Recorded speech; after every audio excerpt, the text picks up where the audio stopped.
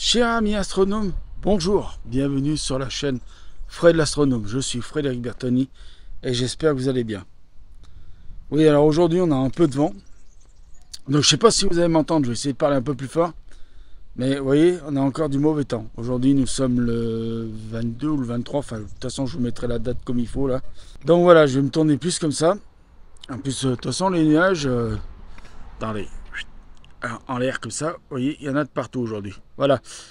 Donc, qu'est-ce que je voulais vous dire? Je voulais vous dire déjà que je voulais vous présenter une petite vidéo qui va arriver là sur des images que j'ai tournées, que j'ai donc photographiées avec le Equinox One de chez Unistellar. Alors, je le dis tout de suite, je ne me cherche pas d'excuses.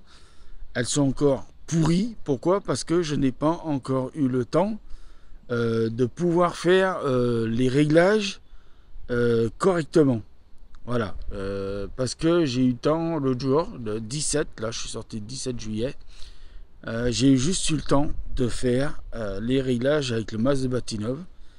Il me reste un autre réglage à faire de précision qui demande plus de temps que le masque de Bahtinov, parce que le masque de Bahtinov, vraiment, il y avait pratiquement rien à faire comme réglage, mais vraiment, je vais vous dire, j'ai touché qu'une seule vis, celle du côté, pas celle du dessus, j'ai touché juste celle du côté. Vraiment, c'était vraiment vite fait et ça m'a pris beaucoup de temps. Par contre, le problème, c'est qu'après, j'ai commencé à avoir des nuages arriver. D'ailleurs, vous verrez, à un moment donné, j'ai essayé de faire la galaxie d'Andromède, mais avec les nuages, ça a été impossible. Donc voilà. Et donc, tout ça pour vous dire quoi? Pour vous dire que voilà, je vous mets le petit film. Vous jugerez comme vous avez envie de juger, hein, de toute façon.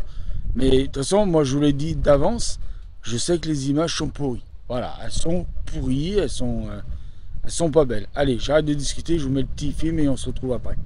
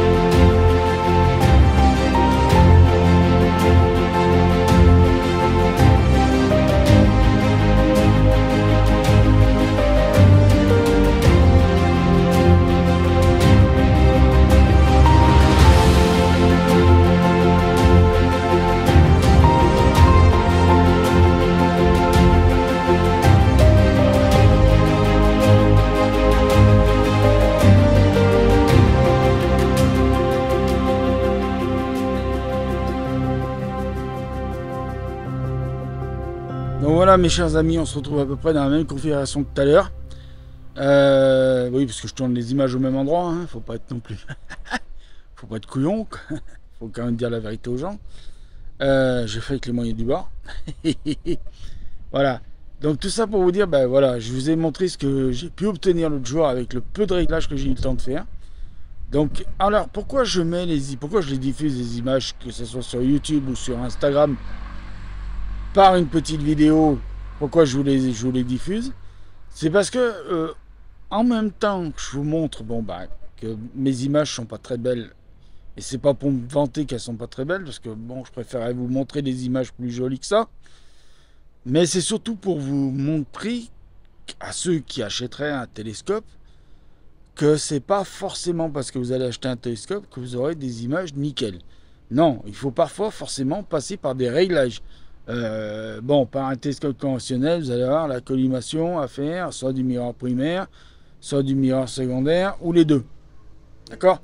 Sur un Newton, vous aurez que le miroir primaire, par exemple, à faire. Et par exemple, sur mon télescope à moi, le Célestron, que j'ai à la maison, le C800 de Célestron, et ben, le miroir à l'arrière ne pouvait pas être collimaté. Il n'y avait pas les vis de collimation, donc il n'était pas collimatable. Par contre, le miroir secondaire, oui, lui, il est collimatable. Là, c'est pareil. Il n'y a que le miroir primaire sur le Equinoxscope A collimaté. Il n'y a que lui. Et derrière, vous avez donc le... Alors, sur certains Newton, je rectifie un truc. Sur certains Newton, vous avez aussi la collimation du miroir secondaire sur certains Newton. Pas tous, mais certains, oui. Donc, je reviens sur l'Equinox. L'Equinox, il y a la collimation du miroir primaire. Mais comme à l'avant, c'est une caméra, à l'avant, il faut faire ce qu'on appelle une calibration de caméra. Pour le moment, je n'ai pas pu la faire. Je vais vous expliquer pourquoi. J'ai pas pu la faire pour le moment parce que il manque un réglage encore sur le télescope à faire. Parce que là, j'ai essayé l'autre jour de la faire et ça m'a mis erreur, machin, tout ça. Et donc, j'ai cherché l'erreur d'où ça venait. Et en fait, l'erreur, elle est très simple, c'est que tant que le miroir n'est pas calibré correctement, la caméra ne fait pas sa calibration. Voilà pourquoi je vous mets ces images en même temps. C'est pour vous expliquer que c'est pas aussi simple que ça d'utiliser même un télescope qui paraît être totalement automatique et totalement contrôlable par un iPhone, enfin un smartphone, tout ça. Voilà. Donc je vous remercie de m'avoir écouté. Je dis prenez soin de vous. Oui, vous pouvez mettre dans les commentaires ce qui ne va pas sur les images, bien sûr. Au contraire, ça pourra aider les autres débutants qui voudront savoir ce qui ne va pas sur les images. Moi, je vous laisse faire, je vous laisse y aller parce que moi, je sais ce qui ne va pas.